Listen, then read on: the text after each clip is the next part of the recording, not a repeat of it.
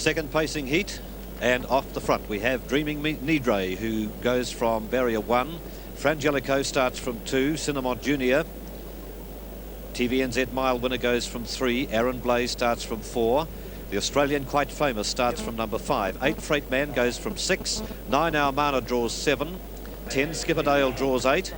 11 Sunset Candios from Queensland, the outside barrier draw of 9. 12 Rolls Hanover, 1 on the second row.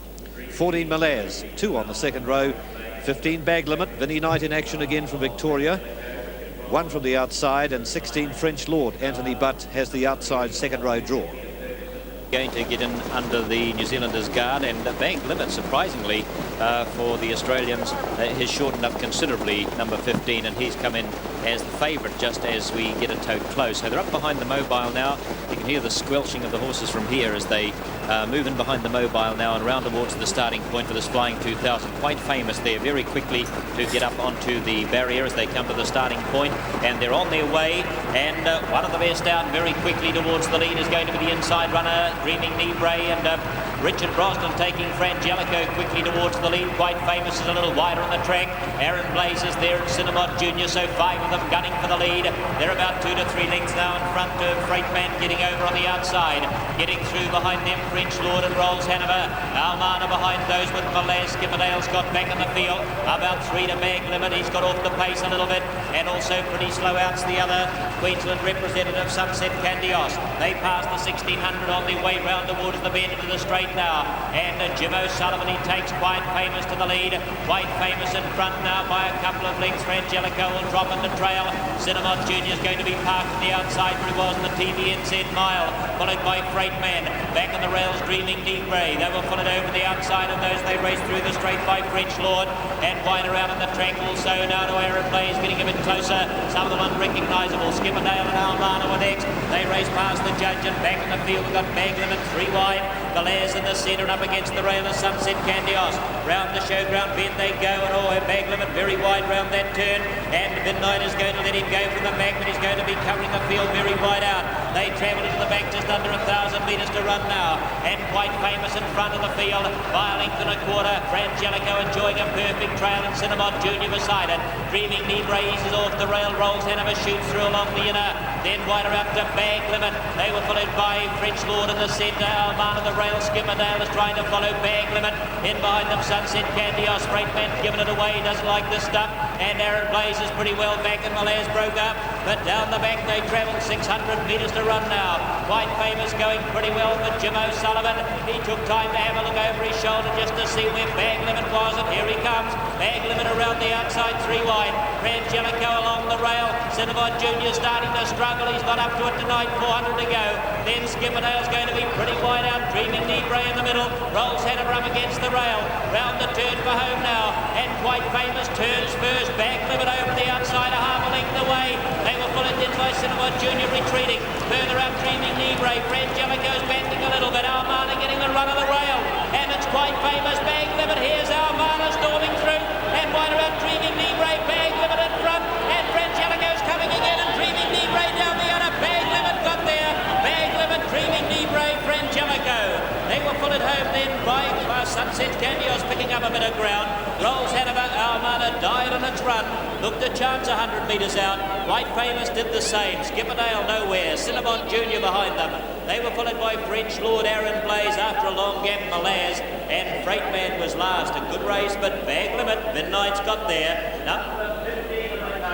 Very good performance indeed. Very good performance by 15 Bag Limit. Remember, he was well back in the field. He was asked for that big effort with about 1,000 metres to go. Vin Knight sent him wide. He really had to work hard, and he held on in the finish, even though he was getting very tired. What a run from Dreaming Neebray. John May will describe the final stages now. It'll be interesting to see how Dreaming Neebray comes home. Let's go to it. Well, this is a game and tough effort because Quite Famous is still in front here, but he's under a drive from Jim O'Sullivan, responding well enough.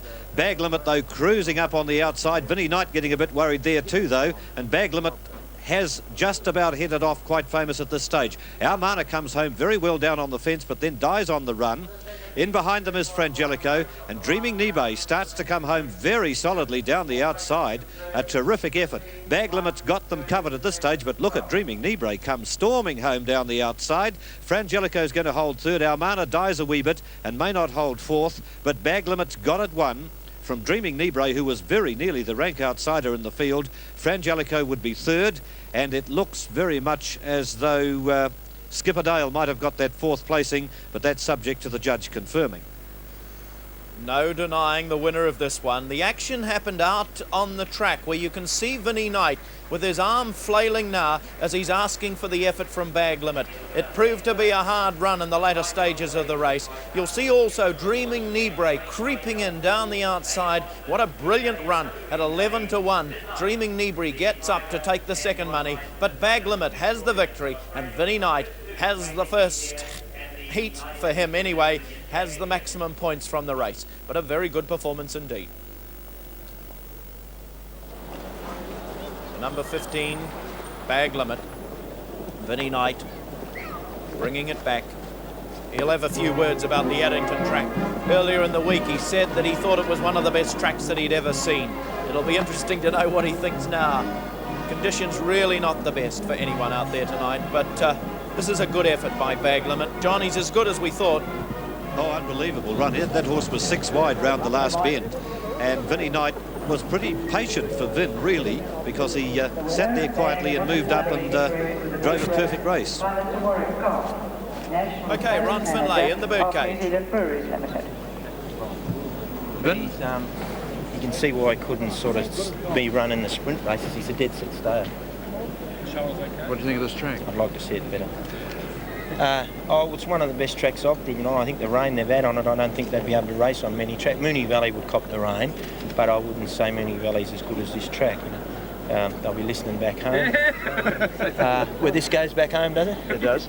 Well, I'll say hello to my wife and me little kids, and I'll send a cheerio to Mum back home. She's been pretty crook. Let's be serious. And a bit early at the 1200. Wait a minute. This is more important than that. And if they're watching at the moment, which they will be, then my cheerio back home anyway to the wife and kids and Dad. Now, what about this early start at the 1200 metres? You went there. I never had no luck, I don't think. They say I drive bad sometimes. I sit 3 and 4 wide. How can I help it? I don't know. I just have bad luck. But he's just tough, you know. He's a good horse, and he had no luck, and his heart just shows out in all his races, you know. The sprinting, yeah, Johnny Harlan come over and treated it. It's still not 100% right. I just hope it does get right, you know. It hasn't been real good, but it wasn't real good back home neither, you know. So, but he heard it on the plane when he tripped. He tripped when he was loading at the airport. It was pretty dark, and I think he done it then, you know. Good luck for the rest of the series. Thanks very much. So there is the patient Bag Limit. While Vinny does the talking, Bag Limit stands there and quietly takes it. Okay, that is the second pacing heat. We'll be back in 1 moment at Addington. And the winner was number 15, Bag Limit, who paid $3.25 and $1.65. Number 1, Dreaming Neebray for second, $11.65. Number 2, Frangelico ran third at $1.90. Sunset Candios from Queensland was fourth. The Quinella 1 and 15 paid $158 even. The trifecta 15, 1 and 2, $1,595.80. You see they went 233.34. Good time given the sloppy track. Winner won by half a length and a quarter between second and third, and that's all official in Heat 2.